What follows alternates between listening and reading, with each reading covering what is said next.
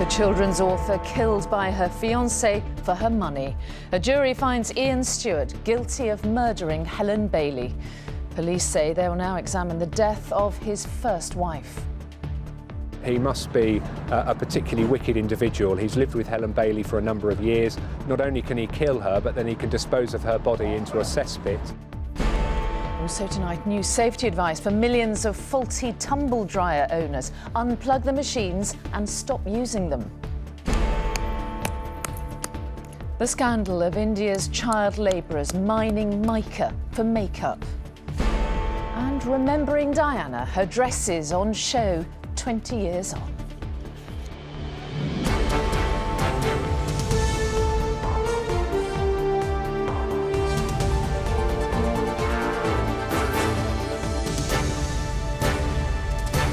This is the ITV Evening News with Mary Nightingale. Good evening. To the outside world and to his loving fiancée, Helen Bailey, Ian Stewart must have seemed the perfect partner. But all along, he was drugging the successful children's author and plotting to kill her for her fortune. Today, Stewart was found guilty of murdering Helen and burying her body in a cesspit alongside her pet dachshund. After his conviction, detectives revealed they're now re-examining the death of Stewart's first wife, as Richard Pallow reports. On suspicion of the murder of Helen Bailey. Are you joking? The moment Ian Stewart's deception began to unravel, within a day, officers would find his fiancée's body buried just yards from where he was feigning innocence. Why? I don't understand. What happened? I don't know. Here we are, Boris. Up here. Come on. Helen Bailey and her dog Boris had in fact been killed by him months before, both their bodies deliberately hidden, all in an act of murderous greed. He must be a particularly wicked individual. He's lived with Helen Bailey for a number of years. He purported to love her. He purported that he was going to marry her. And yet not only can he kill her, but then he can dispose of her body into a cesspit and then lie not only to the police, but her family, his family. Stewart tricked his way into Helen's life after both had been widowed. Very soon, she would become the victim again. Please, how can I help? Hello there. My partner has been missing since Monday, so we've just decided we should report it. He originally pretended she'd left a note and gone walkabouts from their house. When that was proved false, and months after Helen was found here, he then invented Nick and Joe, two men who he claimed kidnapped the children's author, demanded a ransom, and then returned to put her and her dog in this concealed cesspit. 3D imaging shows how deep it was, but it was Stewart, not them, who had placed the bodies down there, and the next-door neighbour had heard him. I did hear a lot of opening and shutting of the back door on that Monday morning, which was unusual. It was so unusual that I got up to look. He was then caught on camera the same day at the nearby dump, disposing of a duvet and other potential evidence. We will probably never know whether Helen Bailey was alive or dead when she was dumped in a septic tank here under her own home, because in 4 days of evidence, all Ian Stewart told was lie after lie, a complete fabrication to mask what he'd done. You will have benefited from her death, is that correct? He stood to inherit several £1 million and had drugged her repeatedly with the sedative Zopiclone over preceding weeks to make smothering her to death that bit easier. Police are now re-investigating the sudden death of Stewart's wife Diane 7 years ago, despite the coroner ruling it was from natural causes. His sons had refused to look at him as he was taken from the dock, and indeed left court just behind Helen Bailey's brother, John. Mr. Bailey, you happy you got justice? Two families with surely very different emotions, but united in their grief for the person taken from them so callously last April.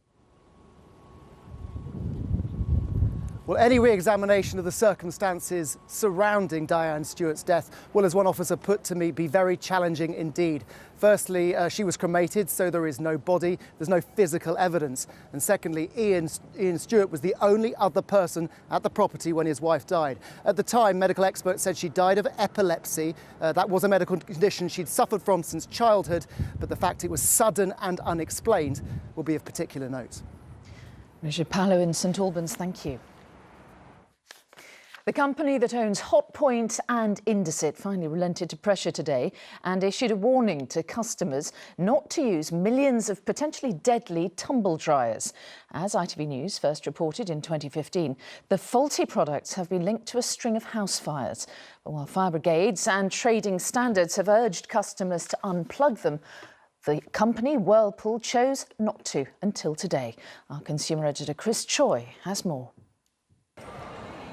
Fire officers believe this was caused by one of millions of recalled Hotpoint, Creeder and Indesit tumble dryers. Customers had been reassured they were safe to use. Today the company changed its advice. Those already affected by fires are furious. Angry because what will it take? They're playing Russian roulette with people's lives. I mean, I do understand they have a business. Hear that. But you don't put that over human life. Around 3.8 million Hotpoint, Indesit and Creeder tumble dryers have the potential fire risk.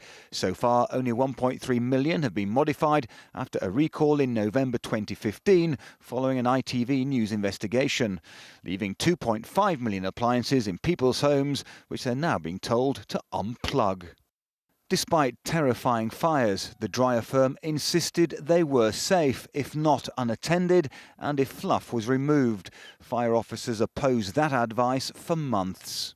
For us, the risk of still using these machines until they've been actually fixed is that the fluff accumulated can actually catch fire. If it catches fire, there's a possibility that the fire can actually break out beyond the tumble dryer. Customers with potentially dangerous goods have been saddled with conflicting advice, raising questions about whether Britain's recall system is truly up to the job. Well, as you say, Chris, anyone who owns one of these machines is going to be pretty worried. So what should they be thinking or indeed doing? Well, first of all, they'll be quite confused, I would imagine. What an incredible turnaround by this giant company. It comes after an intervention from trading standards, and that comes in turn after pressure from the consumer group Which that wanted a judicial review into this whole thing. So all of this, where we are now, comes after tremendous pressure from consumer groups, trading standards and fire officers. And where indeed does it leave those customers now? They have tumble dryers in their homes that they can't use at all. They've been told tonight, unplug them. So I'm sure there'll be an increasing clamour for redress and compensation from those households. And if you want full details of the recall, the various models affected, go to our website now. You'll see it all there. All right, Chris, thank you very much. Moving on now, and the family of a British man who died fighting for so-called Islamic State insist he did not get a £1 million payout after being released from Guantanamo Bay. They say the money was a group settlement shared between Jamal al-Harith and other detainees. It came as former Prime Minister Tony Blair defended his government's decision to release him. Here's our political correspondent Carl Dinnan. Tony Blair made a rare attack on a newspaper today, accusing the Daily Mail of utter hypocrisy for criticising a substantial government payout to this man. He's understood to be Jamal al-Harith. According to so-called Islamic State, he was one of their suicide bombers who blew himself up in Iraq this week. The Blair government had successfully lobbied for al-Harith and others to be released from Guantanamo Bay 13 years ago. We did our best to ensure that the people who were being released were people who posed no threat whatsoever. I mean, there was a reason why these guys were in Guantanamo Bay, but that we judged that the risk was one that could be coped with within the British system. Al-Harith had been imprisoned in Guantanamo in 2002. He was released in 2004, but 6 years later received his part of £1 million from the government in settlement of a compensation claim. Then in 2014 it emerged he'd travelled to Syria to fight with IS. Amongst those who'd campaigned for his original release from Guantanamo were the Daily Mail and Conservative MPs like Gary Streeter. We were calling for due process. We were really saying that in the United Kingdom, we don't just lock people up and leave them there for years without charge, let alone prosecution. The government payout to al-Harith had been part of a confidential deal to keep the intelligence services from being dragged through open court. No admissions of culpability have been made in settling these cases, and nor have any of the claimants withdrawn their allegation. This evening, the Daily Mail said they stood by their condemnation of Guantanamo and it was monstrous to accuse them of hypocrisy. Jamal al-Harith's family say that whatever he later became, he was a gentle and peaceful man until he was sent to Guantanamo Bay. Carl Dinnan, ITV News, Westminster.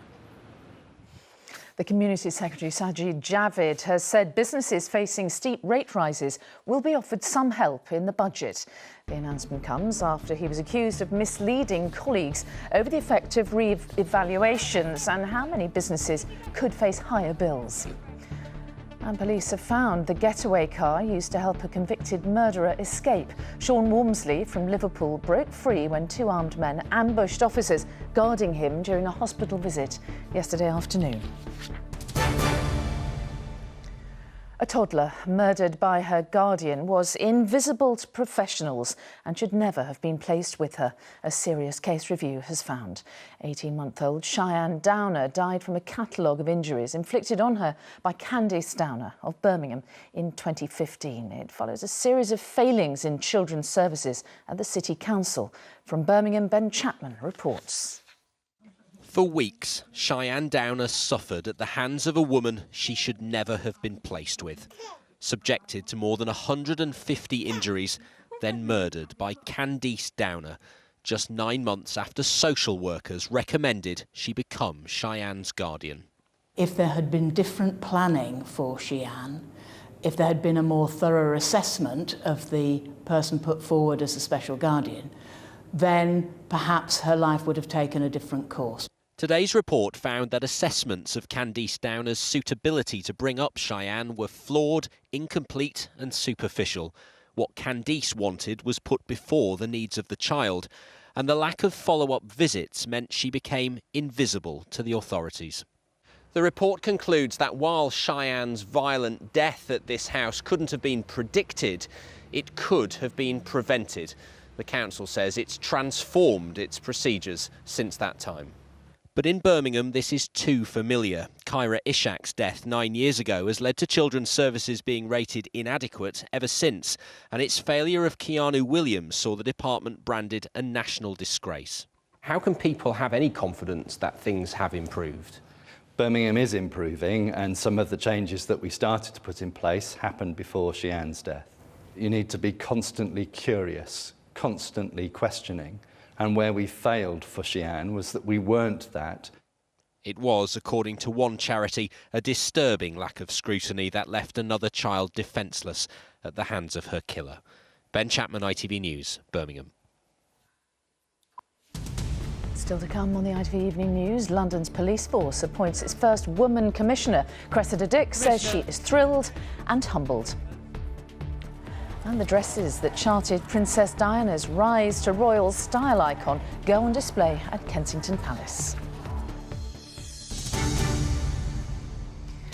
But before that, a special report on the ugly side of the beauty business. Mica is a mineral used to make our cosmetics shimmer and sparkle, but most of it comes from India, where illegal and unregulated mines often use young children to work in dangerous conditions. Our senior international correspondent John Irvine went to Koderma in Jharkhand province, where around 70% of India's mica comes from. There he found children as young as 6 risking their lives.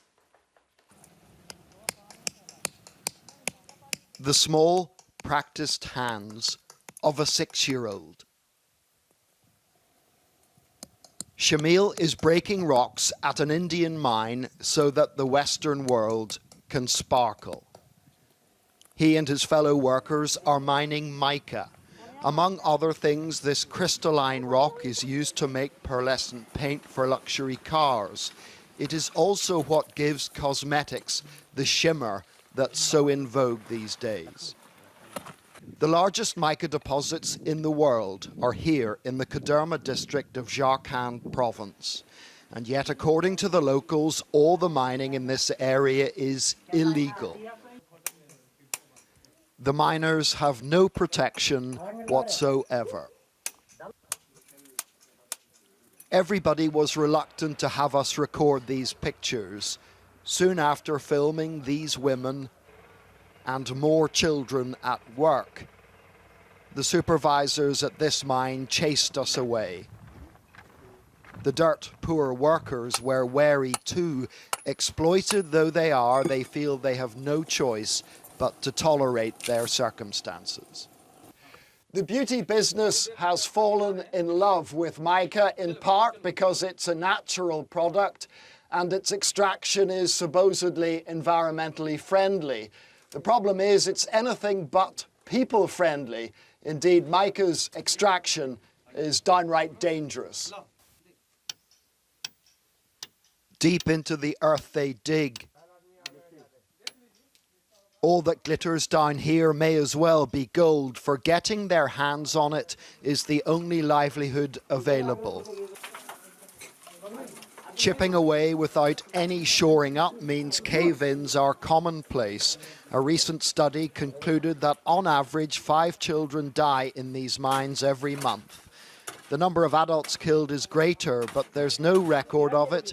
9 out of 10 fatalities are never reported because of the unwelcome attention they might bring. We have asked the government time and again to give us licenses to mine mica, which is the only means of support for everyone here. But government has done nothing. We've seen young children working in the mines. That's illegal in India. No, kids don't go to mines. The parents work at the mines and the kids go to school. Not a single child works at the mines. Denial like that ensures this mica production continues unchecked and unregulated. Many of the mines are deep in the forest. If you follow trails of sparkling mica, you can find them. But by and large, they remain out of sight and out of mind. Illegal, dangerous, and anything but child-friendly. For the world's make-up business, it's hardly a pretty picture. John Irvine, ITV News, Jharkhand Province, India. And there is plenty more online on this story, including our consumer editor Chris Choi, on whether the mica in your makeup bag is ethically sourced. That's at itv.com/news. Now, Cressida Dick has been named as the first female commissioner of the Metropolitan Police. She'll take over from Sir Bernard Hogan-Howe as Britain's top police officer. But she is a controversial choice, having led the team that killed Jean-Charles de Menezes in 2005. Angus Walker is at Scotland Yard now. Angus, I suppose no surprise here, because she was actually the favourite, wasn't she, for the job? Yeah, she was the favourite, Mary, but I'm told that behind the scenes, both the Prime Minister and the Home Secretary have played a part in encouraging Cressida Dick to leave the Foreign Office, where she's been working for the last few years. She's accepted the role. She's now the first female officer to be Britain's most senior police officer, and today she faced the media to say how happy she was to take on the new job. I could not be more pleased to be appointed as the Commissioner. It's beyond my wildest dreams, an extraordinary privilege. I am very humbled, and I'm looking forward to working with the wonderful people of the Met, officers and staff and everybody who works with the Met. There have been some objections to her appointment. She was the commander in charge of an anti-terror operation in July 2005 when an innocent man was shot dead by armed police who believed he was a suicide bomber. Now, subsequent trial and inquest cleared her of any individual blame, but her role on the day as Gold Commander of that catastrophic operation will forever be associated with her career. Angus Walker, thank you.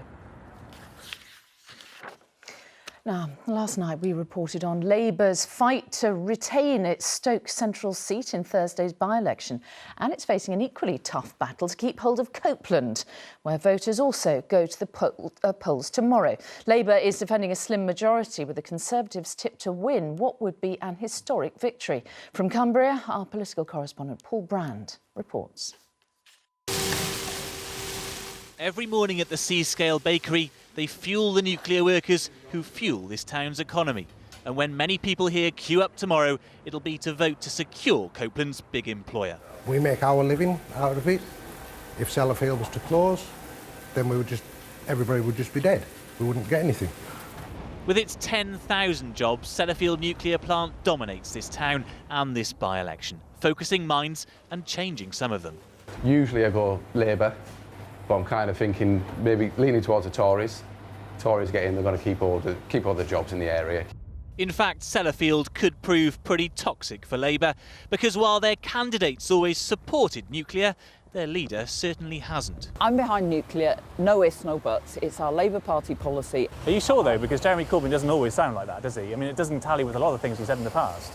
I've spoken to Jeremy as part of the low-carbon energy mix to meet our climate change targets and to keep the lights on in this country. We need nuclear, and we need it for the good quality jobs in this constituency. The hospital behind is what Labour prefers to focus on, with maternity services set to be downgraded. It's a 40-mile country drive to the next ward. Tricky for the Conservatives when the Prime Minister won't promise to stop the cuts. It was really helpful to have the Prime Minister's visit, actually. Was it, though? Because she wouldn't oppose the downgrading of maternity services. What Theresa May did do is state quite clearly that she understood my opposition, and she also reaffirmed that the best way to deal with that is by having a strong and confident voice in Parliament. Health is a focus for all the parties, but in a seat which voted heavily for Brexit, some spot another opportunity. The government is looking to pull us out of Euratom, and that's the agreement that underpins our nuclear industry, the safety standards and the trade agreements, and it's going to create chaos. 62% voted to leave the EU, and somebody actually mentioned it on the doorstep yesterday. She was worried about the lack of traction, 8 months on, and we're still paying all that 55 million a day or whatever it is. Tonight, a storm's rolling in, threatening tomorrow's turnout. Labour will have to hope that they can weather this one well enough. Paul Brand, ITV News, Copeland. And here is a list of all the candidates standing in tomorrow's by-election in Copeland. Now, astronomers say finding a second Earth is no longer a matter of if, but when. 7 Earth-sized worlds have been discovered outside our solar system, just 39 light years away. Of these, at least 3 are thought to be capable of having oceans, which increases the likelihood of life there. A robotic telescope operated by Liverpool John Moores University played a major role in the discovery. And finally tonight, some of Princess Diana's most iconic dresses are going on display. They've been chosen by her sons, Princes William and Harry, and are part of a new exhibition opening at her former home in Kensington Palace. As Sejal Karia reports, it charts her journey from shy Di to dazzling princess. From a shy and demure young woman to a self-assured princess emerging on the international stage, Diana was in many ways defined by the clothes that she wore, evolving into a global fashion icon, but acutely aware of the power of public image. Now, 20 years since her death, some of her most memorable dresses are being exhibited at her former home, Kensington Palace. She clearly had a great eye for design because quite quickly, in the mid-80s, you do see her developing a real confidence in her own sense of style and in what suited her, and rising above those seasonal changes in fashion to have a sort of timeless elegance that really does give her that status of fashion icon that we remember her for today.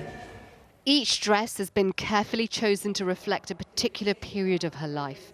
From the gown she wore when she danced with the actor John Travolta on a state visit to the White House in 1985, to this striking mini dress marking a carefree post-divorce Diana. Outfits who, like their owner, will linger long in the memory. Sejal Karia, ITV News, Kensington Palace. And that is all from us for now. Julie Etchingham will be here with news at 10. But from me and all the team here, have a very good evening. Bye-bye.